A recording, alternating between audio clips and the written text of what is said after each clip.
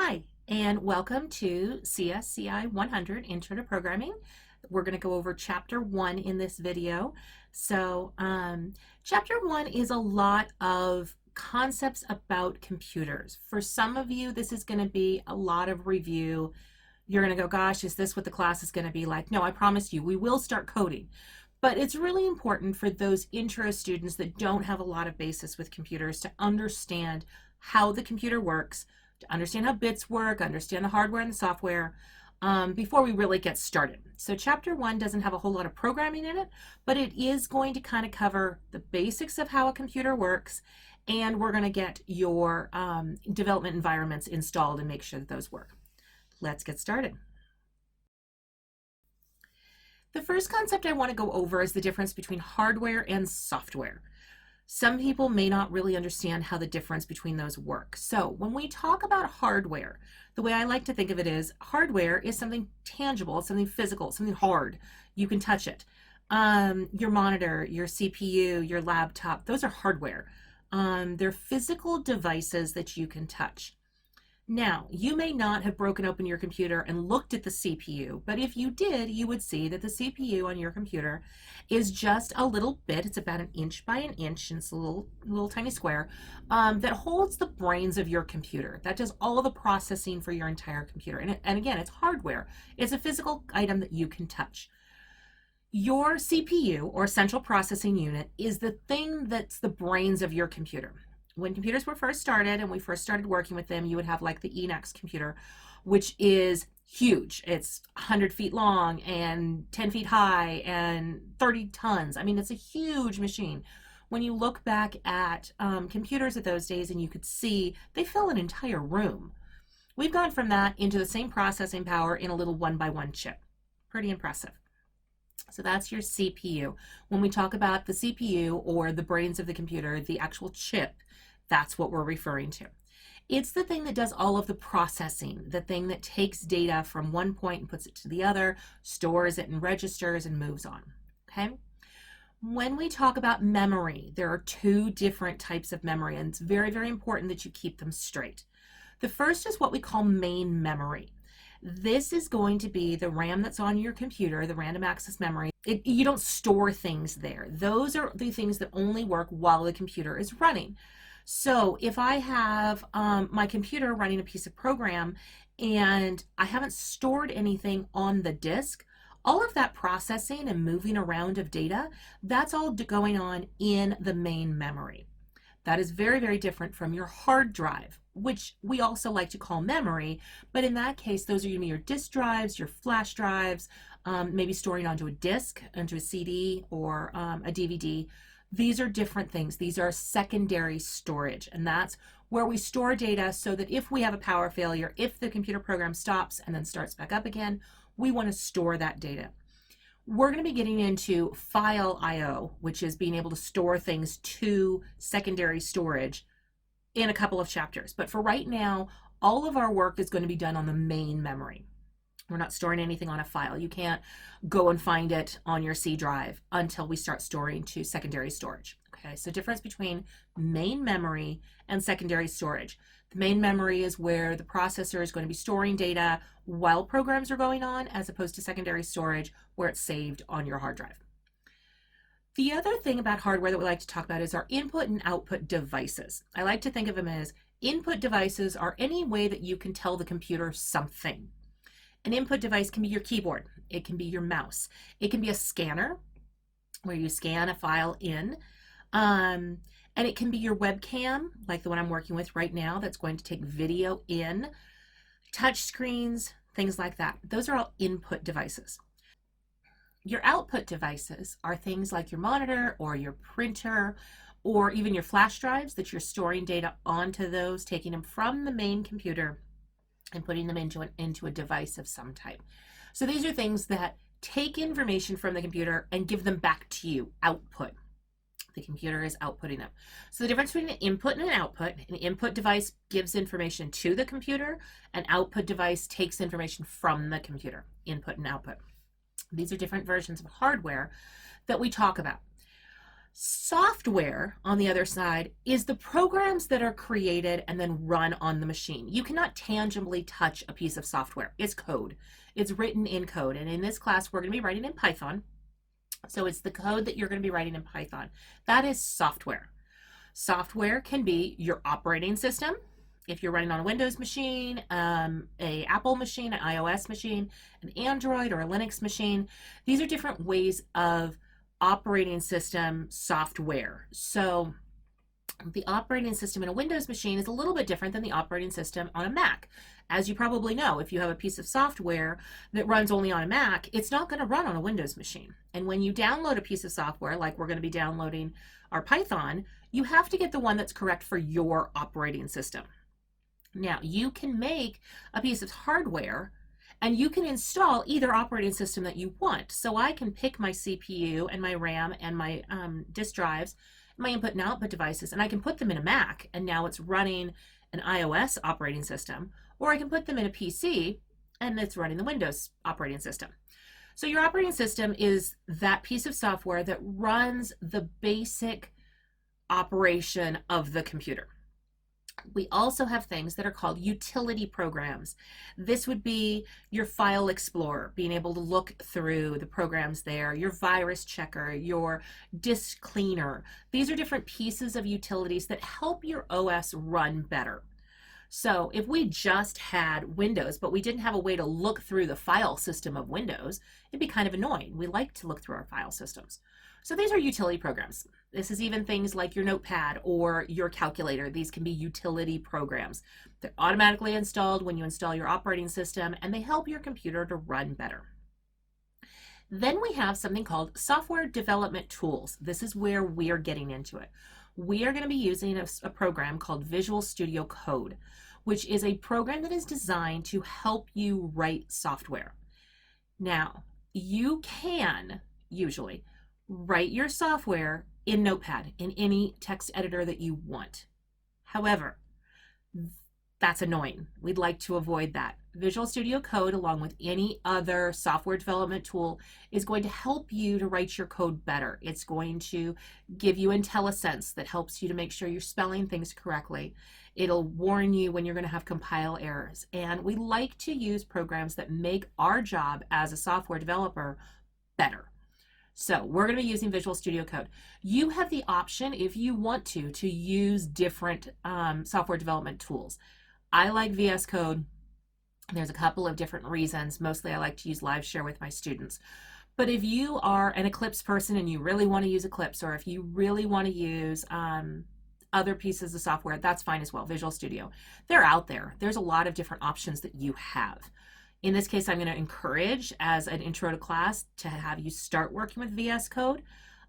Just because if you intend on going further in computer programming, learning VS Code is not going to hurt you. It's going to be helpful. You're really going to like it.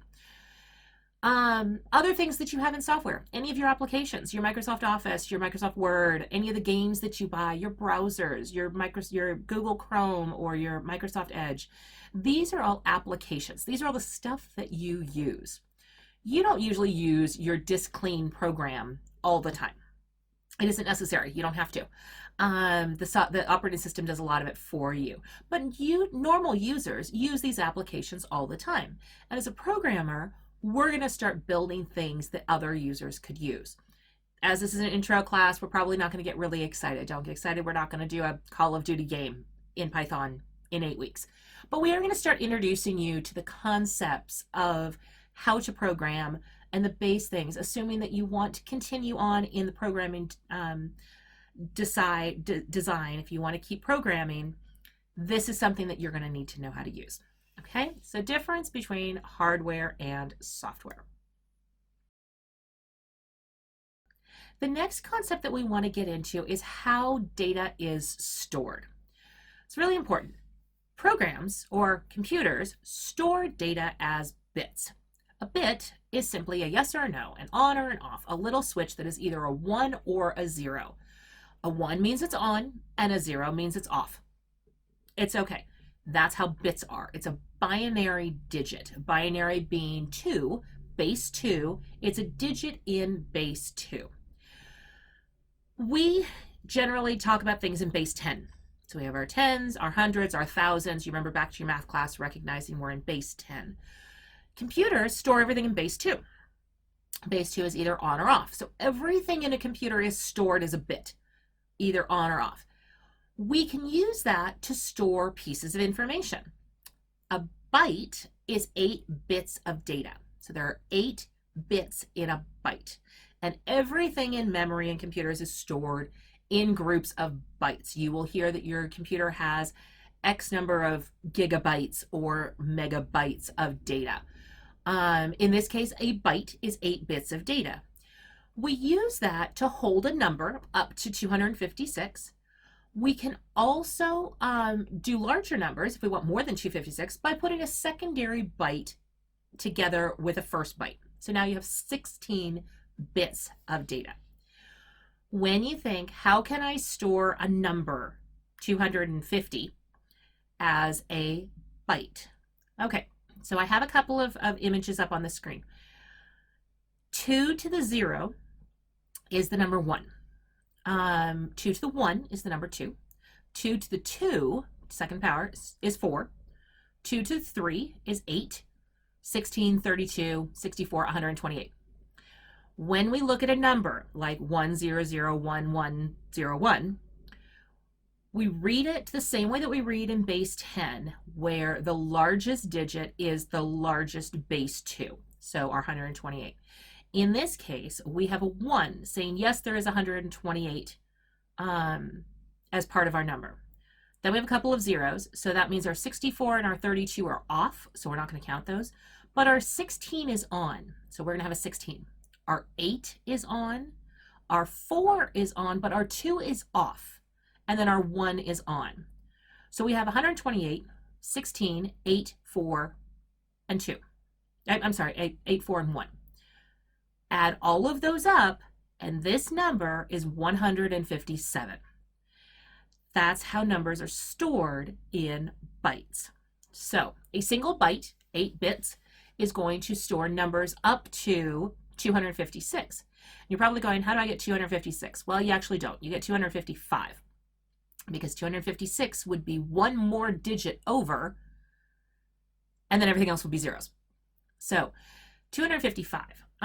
We can also have a bit that determines whether it's positive or negative, and we can do other things like that. Again, adding a second byte to this is going to allow us to get from 120 or from 256 up to 8 more powers of 2, or 2 to the 16th or 2 to the 15th power, which starts to get to be a pretty large number.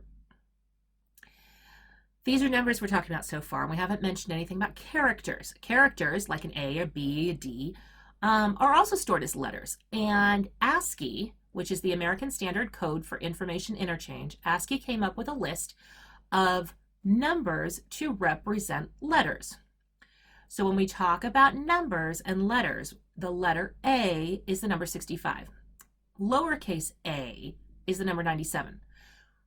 All of these get stored as numbers, but because of the way we program them, we'll understand that's supposed to be the character 65, not the number 65, and then we can put the letter capital A. This is how things are stored. We can also store negative numbers or floating point numbers. Floating point numbers are numbers with a decimal. So anything from 2.56. That would be a floating point number. Floating point numbers are stored a little differently. They're still stored as base 2, but base 2 doesn't get you the same decimals that you think it does in base 10. So you have to be very careful when you're working with floating point numbers. They are not always exact. If you think about 1/3 as a base 10 number, 1/3 is a base 10 number is 0.33333, and it goes on forever. That's not the same thing as 0.3, and it's not the same thing as 0.33. And no matter how we represent it, we will never actually get it right. You can think the same thing about floating point numbers in base 2, but it isn't always 1/3. It might be 1/5, and it might be 1/5 in base 10 would be 0.2, but in base 2, it's going to be a repeating floating point number. So you have to be careful working with floating point numbers in computers because sometimes they don't always keep that level of accuracy that you're expecting. With negative numbers, we add an extra bit. So remember, a bit is just an on or an off. So we can store 128 with the last bit being on or off. Do you want it to be a negative or a positive number? Off being a positive number, on being a negative number, or vice versa, however the program decides to set it up. Okay, so these are different ways that we can store our data and our data storage. Okay, they're all stored as bits. You store a byte of data, 8 bits of data, every time that you store something. And your computer memory, remember that main memory in your computer, is all about storing those bytes of data. Okay, let's move on. When you have a program and you want to make your program work, the CPU, remember that brains of the computer, will process your operations in order. We will fetch some data, we're going to decode it, and then we're going to execute it. So every program is going to do this series, fetch, decode, execute, every time you ask it to do something. When we talk about the CPU only knows how to do certain things. It knows how to put data in to a register. It knows how to get data out of a register. And it knows how to do some basic things like adding data between registers. So a register, you can just think of it as a little slot that holds some data. So here's a little slot of data, and here's some more data. So we have register 1 and we have register 2. And I want to add the numbers between register 1 and register 2. So I have to fetch the value that's in register 1, and I have to fetch the value that's in register 2. Then I need to decode. I need to take whatever piece of code that I've written, the word add, and I need to decode it so that I know that I'm going to be adding these two pieces of information. So I'm going to put that into some sort of command that my assembly is going to be able to read. Then I'm going to execute. I'm going to actually add the two pieces of information. At this point, I might have to put the data back into a register. So put the value into register 3. So we're going to move the return value of register 1 and register 2, and we're going to put that into register 3. The example that's here on the page is actually written in assembly. The assembly language has some rules called move and add and so on and so forth to pick up things and move them around. It goes through something called an assembler, which turns it from assembly, move the value in EAX, to be a Z. It turns that into bytes of code. 101000001 means move, and 101110000 says register that's in 4, so on and so forth. So each of these commands gets turned into actual bits that the compiler the program, the CPU can actually read.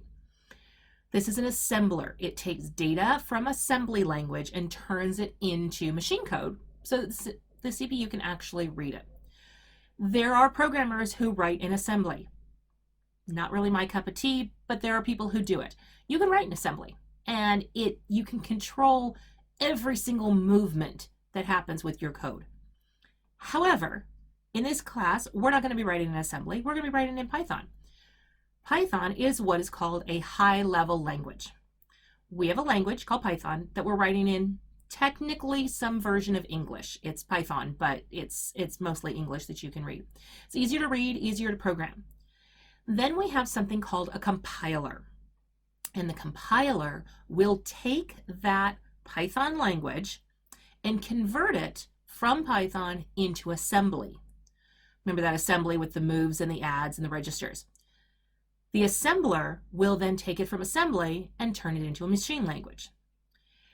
Sometimes you can have something that does both the compiling into assembly and being an assembler at the same time. So this is how every program works. Every single thing that you ever used starts with these basics of fetch, decode, execute. This, I'm going to take this code and I'm going to do something with that, and I'm going to do this one, and then I'm going to take this high-level language and turn it into assembly, and then I'm going to go from assembly down into machine code. Everything does this. So this is how all of your programs will work. All right, so now we're going to talk about compilers and interpreters. A compiler translates your high-level language into machine code. That machine code can then be executed on your operating system. This builds what we call an executable or a .exe. If you've looked through your files before, you'll notice that some files are called executables, .exe, and that means that you can double click on them and they will run. They're designed to already be run by your computer, by your CPU, and they're already in a machine language. So we've written a piece of code in a high-level language like Python, and we've compiled it with a compiler to turn it into machine language. Then I can just run that machine language on my computer and it'll just run. The other alternative is an interpreter. The interpreter translates and immediately executes the high-level language. Instead of doing the creating an exe in the middle and then making you run the exe, we're going to go straight to running the exe at the same time. So we are translating into machine language and immediately running it. It does not create an executable file. There is no .exe that you have to go find on your computer to run it. So it will go straight from high-level language through the interpreter, create it into machine language, and immediately run it on your CPU. The reason we talk about this is because when we are testing our Python code, when we are running our Python code, we are not going to be compiling it into an executable and then running it separately. We are going to be running straight through an interpreter and we are going to run it straight onto the CPU. When you write a piece of code, you will be able to click go and it will immediately run. It'll immediately execute. You don't have to have a secondary step in between the two. If we were writing in a different language and if we were writing for a different purpose, we could be creating an executable, but for this class, we're going to be using an interpreter. Okay? When you're writing your code, it's important to recognize the difference between syntax and semantics. You're going to hear me say those two words a lot over the next 8 weeks. Syntax and semantics. Every computer language out there, whether it be Python or Java or C# or F# or Ada or Fortran or COBOL, every language out there has a series of programming rules. This is how the code is run. Do I put a semicolon at the end? Do I put a space here? Do I use a parenthesis? Is this a keyword? These are your actual language rules, and you have to follow the rules. If you mess up the rules, they're called syntax errors. So there's syntax errors. When you went to write your code, you missed a semicolon. You spelled your variable wrong. Something like this. These are syntax errors. And high-level languages have really specific rules about those. So you'll have some languages you have to put a parentheses around a Boolean statement. Some you don't. Some you have to use curly braces, some you don't. You'll learn this the more languages you learn. Each of them have their own unique rules. If you have an interpreter, kind of like VS Code, the way that it's set up, it may warn you on some of these syntax rules. When you go to run it, it may say, hey, you spelled this variable wrong. I don't know what it means. You're going to have to go fix it. And those are called syntax errors. They're errors in your actual syntax, in your actual implementation of the language. The compiler, the interpreter, cannot read your code and cannot run it if it has syntax errors. When a compiler reads your piece of code, it reads through all of your code and it tries to make sense out of what you wrote. If you have an open brace and don't have a closing brace, it gets confused. And you're going to hear me say a lot, the compiler is mad at you. The compiler doesn't understand, because something about your code made it so that the compiler didn't get it. These are called syntax errors. Syntax errors are one of the first steps in writing your code. You're going to write something, you're going to get a syntax error, and you're going to go, how did I do that wrong? Oh, that's right, I needed to do this instead. The other type of error is what we call a semantic error. That's an error in your logic. So when you're writing your first program, think of it as, I'm going to go make a peanut butter and jelly sandwich. Okay. I'm going to put some peanut butter on the bread, and the compiler is going to go, where'd you get the bread from? I don't know what bread is. Okay, fine. I'm going to go to the bread box and get some bread. Cool. Did you open the bread box first or was it still closed? These are semantic errors. These are, I forgot something in my logic that needed to happen and I didn't do it. I didn't do it right. Something I did was wrong. All of my code written in Python was fine. Like it was semantically, or it was syntactically correct, but semantically I had a logic error. I forgot to do something. Your code is written fine, but your algorithm was wrong. The way that you went to describe it, you missed something. Tried to go outside and forgot to open the door, slammed your face into the door because you forgot to open the door first. This would be an error in your logic. When you're writing code, you're going to have semantic errors and you're going to have syntactic errors. So syntax and semantics. Recognizing the difference between the two will help you to code better because you'll recognize when you make a mistake. Was it a mistake in my logic or was it a mistake in my code? Okay, so syntax versus semantic. These are things that you really need to keep track of. That's a little bit of the basics of computers. Let's talk about Python for a second.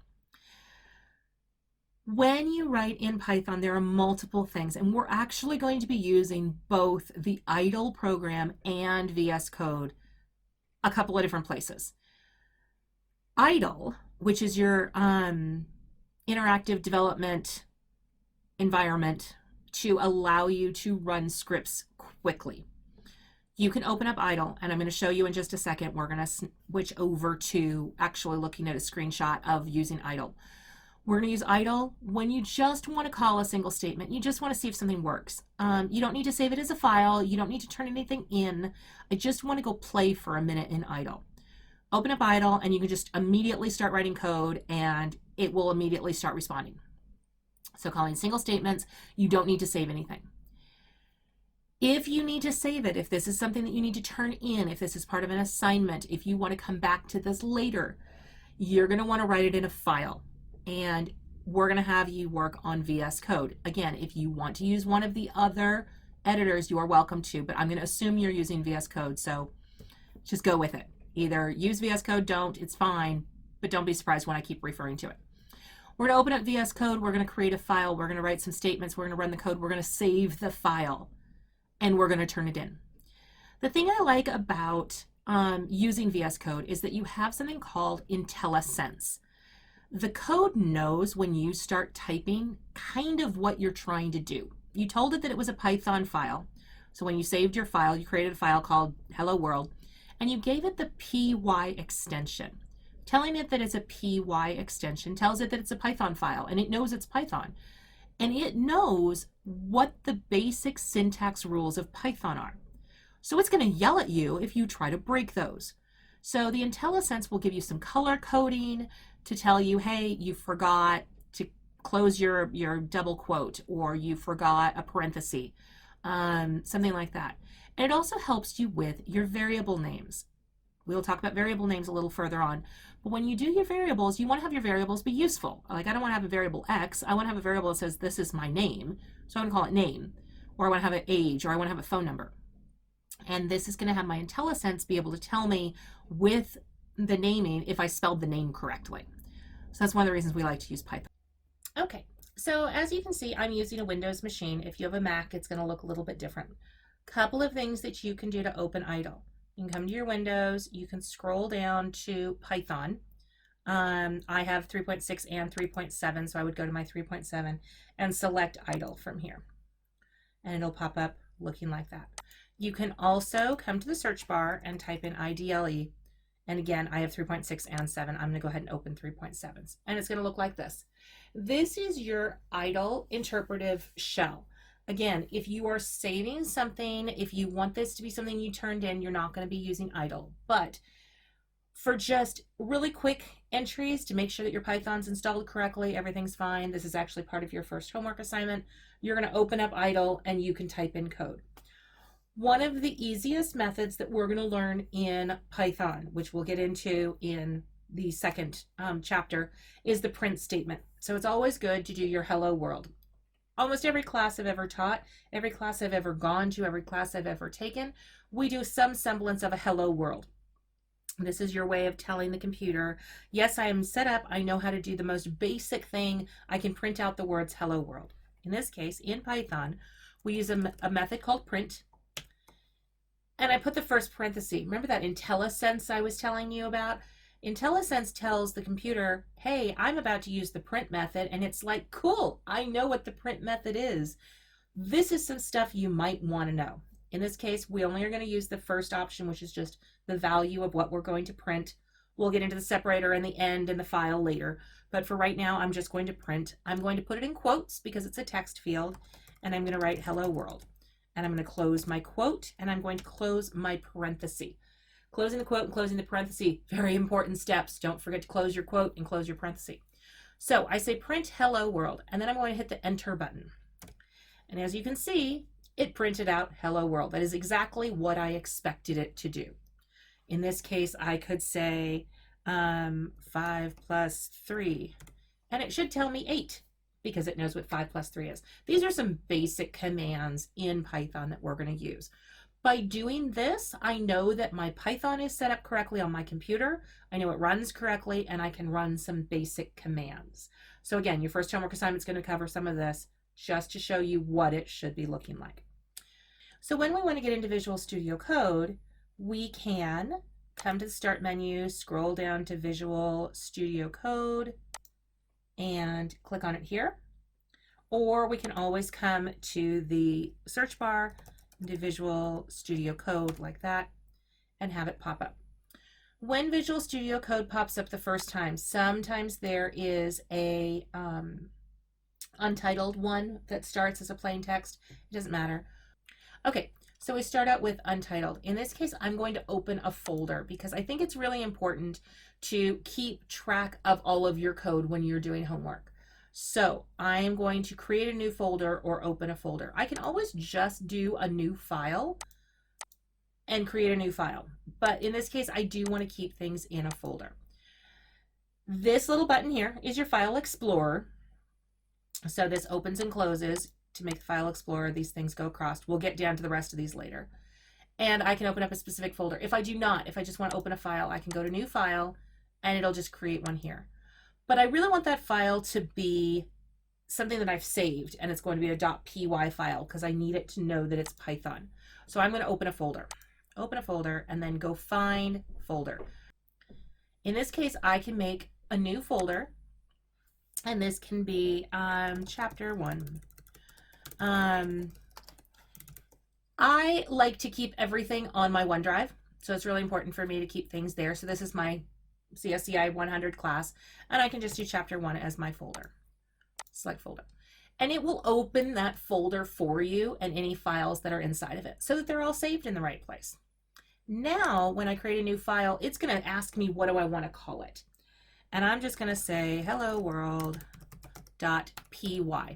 Really important that it's Python so that the compiler knows it's Python so that everything works fine in my IntelliSense. And you'll see that now it says hello world.py as the file name up at the top. It also says it down here, which tells you where it is. And then it gives you line 1 of your code. Couple of things to see on this screen. Down here where it says Python, if it doesn't say Python right there, you did not tell the compiler that this was a Python file. It's going to get confused. We have our line number and our column number. Those are set up as well. So those will let you know where you are. As you start writing code, you will get more lines. So if I put in a couple of lines here, you'll see that now I'm on line 5. We'll do a lot on using the editor as time goes on, but I just want you to see those basic parts. Here, again, I'm going to do print hello world.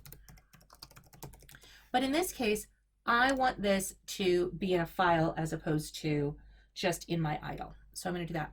And now you're like, okay, I want to make it run.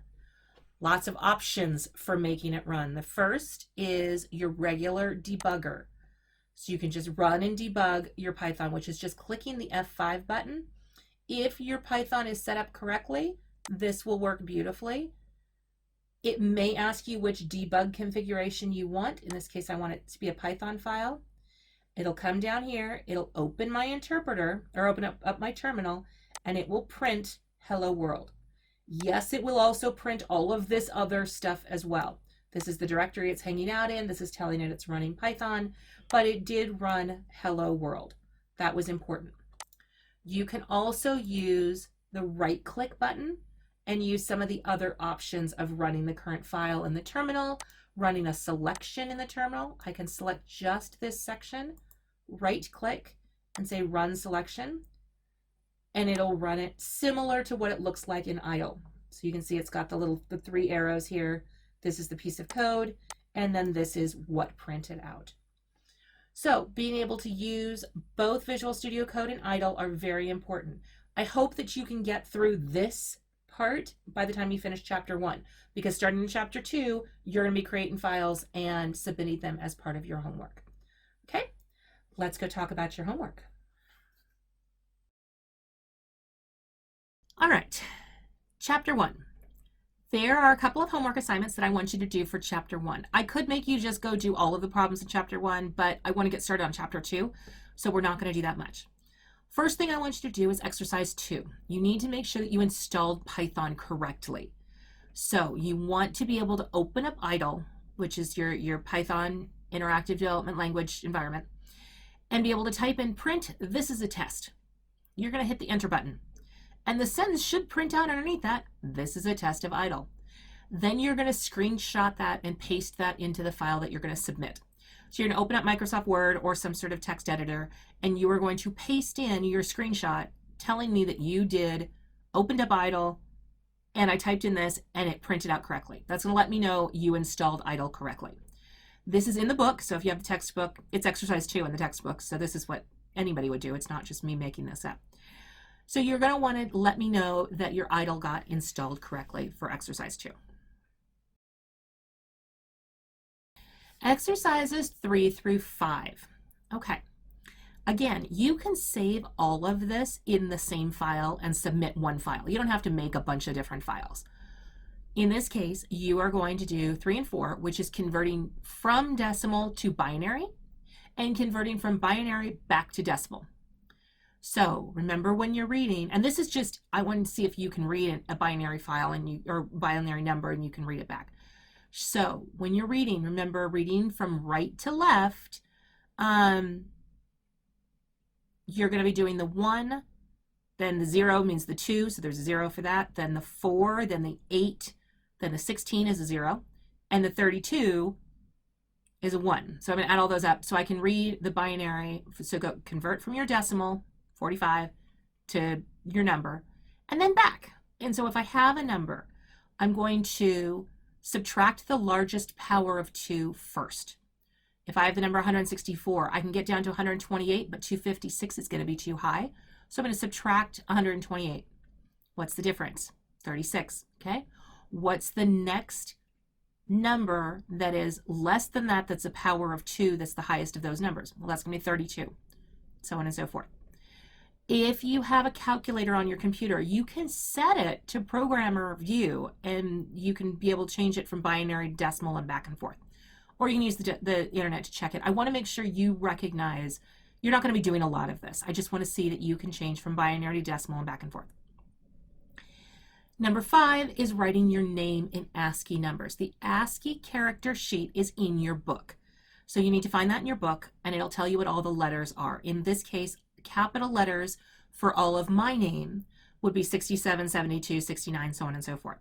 If I wanted to do lowercase letters, that would be fine. Write your name in ASCII numbers. So you're going to send me a series of numbers, and that's going to be able to convert to your name. Okay? So that's exercises 3, 4, and 5. When you have finished exercises 2 through 5, you can again write them all in the same Word document, submit it into D2L. You should be fine. That's going to be your chapter 1 homework. Like I said, not a whole lot for chapter 1 because I really want you getting started into chapter 2. And 8 weeks, not a whole lot of time. So read chapter 1. You've just gone through the video, so you understand the basics of chapter 1, but read through it, do the homework assignments, and get them turned into me by Thursday. So our due dates are Thursday and Sunday. Chapter 1 will be due on Thursday. It has to be turned into me by Thursday, okay? I want to make sure you get started and get moving along. All right, have a fun week. Talk to me if you have any questions. Remember, find me on Teams. Send me a chat if you have any questions at all. If you're having trouble getting your Python installed, or opening your idle editor, please let me know as soon as possible. We can screen share and I can help you walk through it, and we can do that, okay? So talk to me, stay in touch, and we will move on to chapter 2 next time. Have a great week.